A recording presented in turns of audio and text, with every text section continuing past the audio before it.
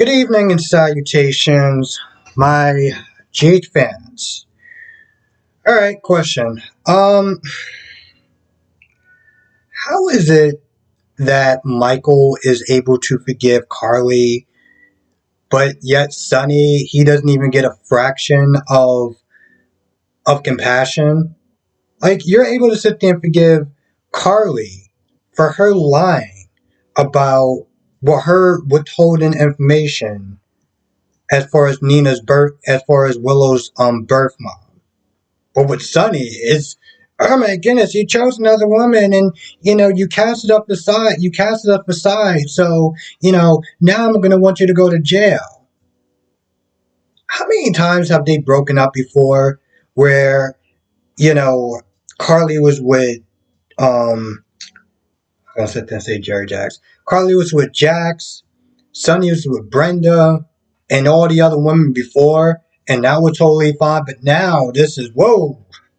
This is going too far. I'm gonna be honest. I'm gonna call BS on that. Granted, I call BS on this whole confrontation between those two.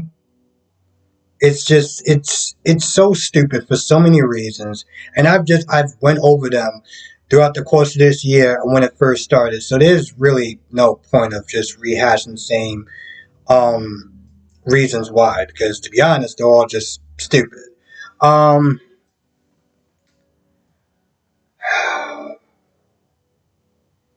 Now, this whole thing with Hat Daddy and Portia wanting to, have Marshall. I call him Marshall because if you're new, you may not know who Hat Daddy, or me referring to who Hat Daddy is. Um, Her wanting to get this man retested again. I feel like again that it's deeper than just they might have just sat there and misdiagnosed him. It's like, no, no, no, no, no. I don't want to really go through it. And at first, I couldn't understand. Well, first of all, I didn't really understand why she was pushing so hard. Okay, she pushed so hard to the point where this dude was just like, yo, listen, drop it, let it go. And he started yelling at her. And Curtis came out there like, yo, what's going on? I didn't understand that. I was like, yo, listen, why don't you sit there and respect his wishes? And towards the end of this conversation, she was like, listen, if you don't want to do it, I'll drop it. Wait, he was sitting there saying that he wanted to do it before, and you kept going. So why are you going to sit there and drop this now? The thing that makes Hat Daddy's story so stupid is that, okay, fine. It was really early in the stages of medicine as far as really properly diagnosing these people. Okay, fine, I get that.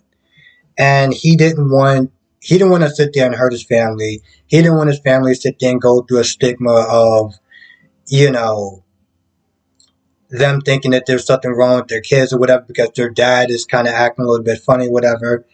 I think it's kind of stupid and I think it's kind of selfish in a lot of ways, but okay, fine.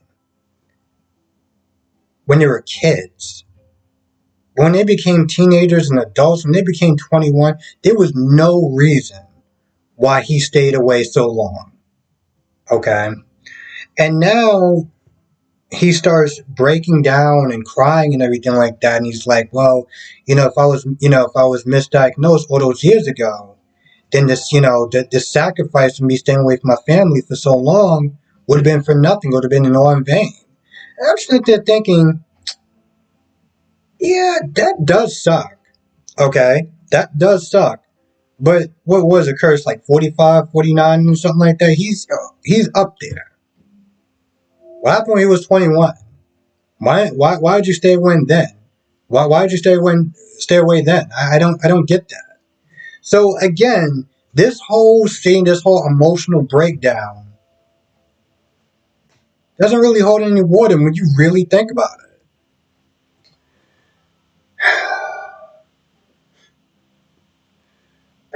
Where do I go? Oh, so Ava and Franco, Jesus Christ, Ava. I'm not doing this again. Ava and Austin was sitting there having to talk about breakups and stuff like that, and it was. I guess maybe this might have been what they call a chemistry test, whatever that's supposed to mean. So, because honestly, to tell you the truth, it didn't really lead anywhere, except for the fact that good old Mason comes around. And I'm just sitting there thinking, what are we doing with this story? This guy has been creeping around for a hot minute, talking about, oh, you gotta sit there and do what the boss says. If the boss ain't happy, then the bad things are gonna wind up happening. It's been like 4 months now, give or take. Can we see some of these consequences that are going to be happening if he doesn't do what the boss says? Now, apparently, he turned down a patient that he shouldn't have. And Mason was like, hey, listen, I was just sitting there talking to Maxie's daughter. I offered her a lollipop and she said no because, stranger danger and stuff. But, children can be really trusting. And I'm like,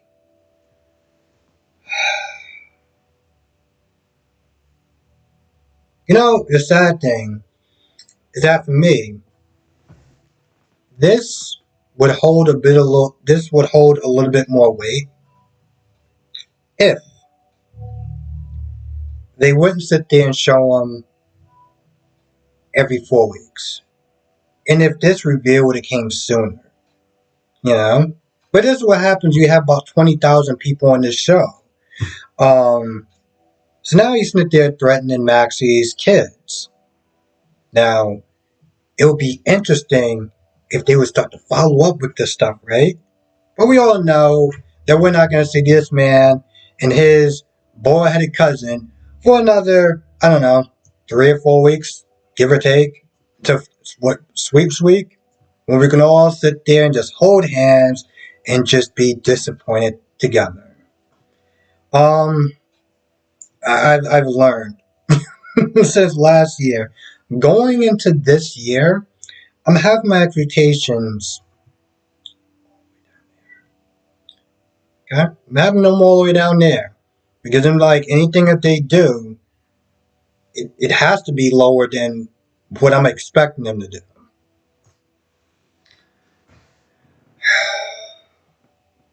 You know, the scenes with Josh and Dex can be very interesting at times, right? Now, granted, a lot of people like them together. They're the new hot couple.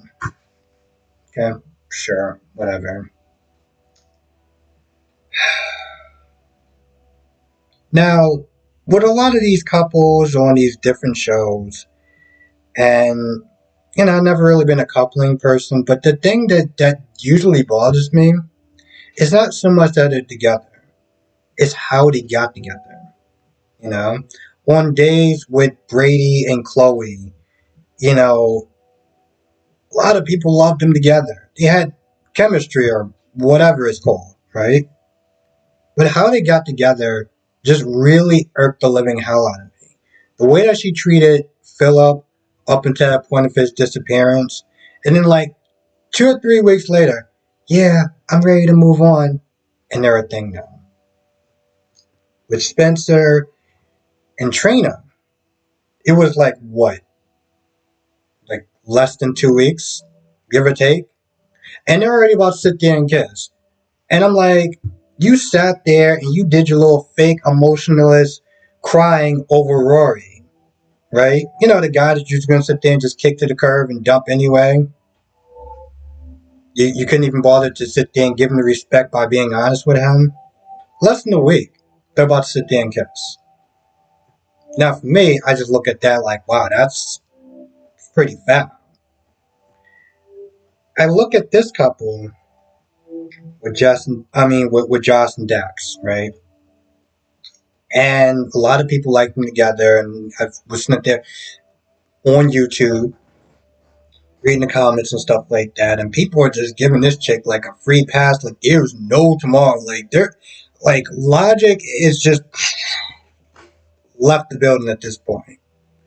Because some people are just, I'm not even gonna sit there and repeat some of the stuff that people are saying. I'm just sitting there just like,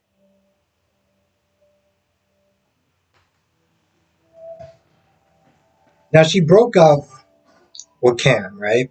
Of course, she did that after she was knocking boots with Dex and kissing him and everything else under the sun.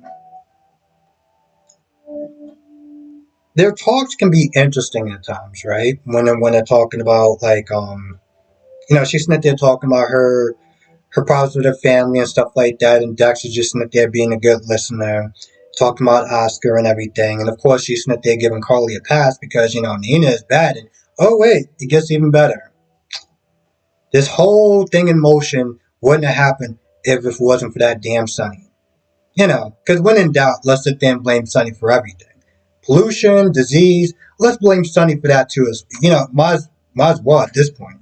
She sat there in her little tiny pea brain and blamed Sunny. Well, if it wasn't for Sunny, and it's just another Sunny bashing 5-minute rant.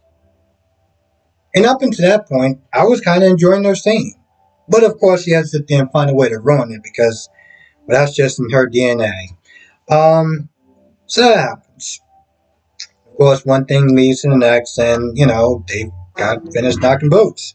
And apparently, towards the end, Cam went over there um, to see Josh. Dex answered the door, and I'm just like, now, of course, if she was honest and she wasn't being such a hypocrite, she would have told the truth. It would have been out in the open. They would have argued. There would have been a lot of tears, a lot of anger, a lot of yelling, screaming, and all that stuff, which is going to come later on. But yeah, breaking up with someone and then finding a man or another woman answering the door is just like wow. Now, up until that point, Cam still actually had some respect for Josh. Clearly, not deserving, but he did come over there, sit there and see how she was doing since Willow's sick and he wanted to sit there and check on him.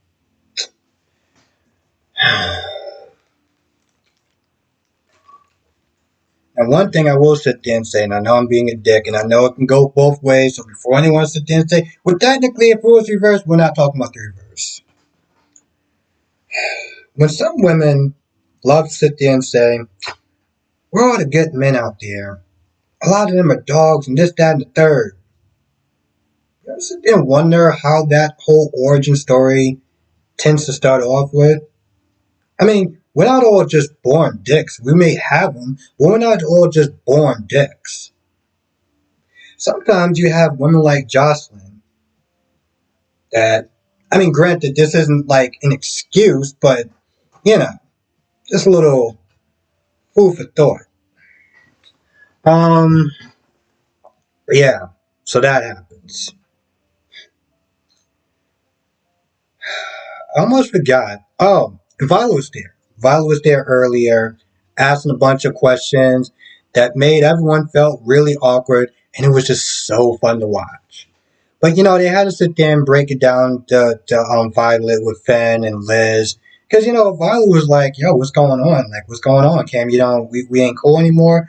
Me and your mom ain't cool. Like, she don't like me or something like that. And Liz just walked on in there. And they had to sit there and explain to her just because we're broken up don't mean that we can't be friends and stuff. And I'm like, Finn has way more patience than I ever could. I mean, I get that that's her aunt and everything like that, but yeah, it'd be a cold day in hell before I had a fraction of whatever he was giving off. Um, Liz was sitting there checking on Cam to make sure he was okay, and that's when he found out about the news and Willow and being sick and everything like that. So of course he went over there to check on her, which yeah, we all know how that ended. Now, some people were saying in the comment section when I was watching on YouTube, oh, they should sit there and bring Emma back. And like, yeah, cool. Let's kick off 4 other people off the show. Can we do that? Can we do that? Could we just like move some people off the show before we start having our little wish list of adding more people onto the show? I mean, I want Patrick Drake back, but come on, we got too much of a full roster at this point. Oh, and Victor and Nicholas. Victor talked about his grand master plan. This man has been talking about this plan for like over a year. We don't even know what it is. And at this point, I don't even think most of us even care at this point. I really don't. It might have something to do with the Ice Princess and like what is he gonna do? Take over the world or something like that? Like what is he doing? Some painting the brain stuff? Like what is he doing at this point? It's literally I think it's actually been longer than a year and a half. It's been longer than a year, right? It's been longer than a year. So, he talks about that. He also talks about, oh, you gotta sit there and sign those papers. Now, for some odd reason, Nicholas is still holding out hope that Ava's gonna take him back. I find that to be hilarious, but okay, sure. Victor's like, no, you got to make that happen. He starts threatening him and everything like that. And he's all like, oh, he also says that, yeah. So how fast can you move out your stuff? Because Ava's gonna come over and take over this whole thing. Yeah, she's gonna do that. She has some damning evidence that's going to soil the Cassadine name. And what is this? What is this damning evidence? Oh, it's a recording of him confessing that he killed Esme. Now, any good lawyer can sit there and fight those charges. And also the fact that Esme isn't dead.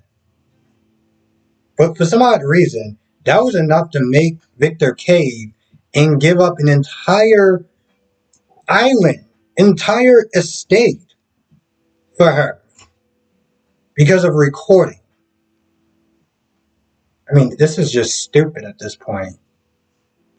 People always sit there and talk about the Bob Goozer days and the mob shootouts. No, this was this and this was that. And, they only had like 4 characters and, they only focus on, X amount of people. And I'm like, what do we have right here?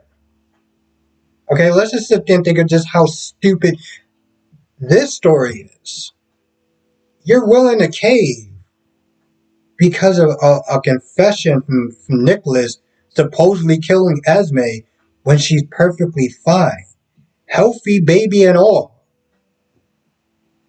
But that was enough to sit there and be like, no, it's going to sit there and give us a bad name. Because the Cassadine has always had a good name, right? They've always had the most stellar reputation, right?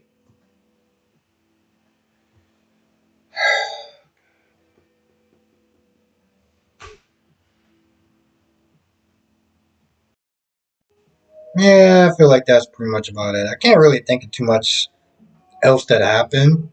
Um, also Ava, because there was one point where Austin was not there getting a little handsy with Mason, and Ava walked in and Ava was like, this is this pretty much a bad time? Like should I come back? Like, was good. But I don't think I really missed too much. Yeah. So with that being said, I'm gonna go. I want to thank you for watching. Be safe. If I missed anything in the comment, if I missed anything in the episode, because I did watch it on YouTube, but it's kind of funny when I really think about it, to some extent. So yesterday, I wound up doing a review at like 9:30, 10 o'clock, right? And I think there was only like a small portion that I did miss. I'm gonna get my cable box on Wednesday, so on the plus side, I actually be able to do these reviews, at least actually all of them, a little bit earlier. So that'd be good. Um, but yeah, I looked at it yesterday. I was like, man, I didn't really miss that much. Now, the day before, when I found that chick was literally going to, double cross Valentine and Anna, that was something major. Also, Dex coming to the door and answering, the door, and when Cam is like, the hell is going on? Luckily, I did read that, so I knew about it. But, yeah, with that being said, I'm gonna go. I want to thank you for watching. Be safe. And, I'll see you in the next video, the next live stream.